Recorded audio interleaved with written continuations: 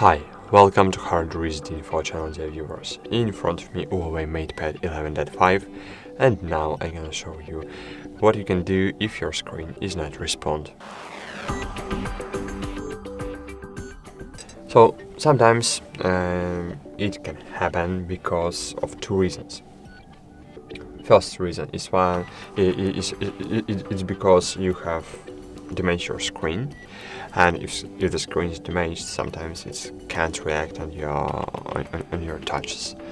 But sometimes it's only because Harmony OS and because of EMUI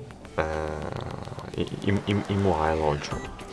So if you have damaged your screen, so you just need to give your device to the customer service and they will fix it. But if you have just system just launcher trouble, so you just need to press and hold together volume down and volume power button.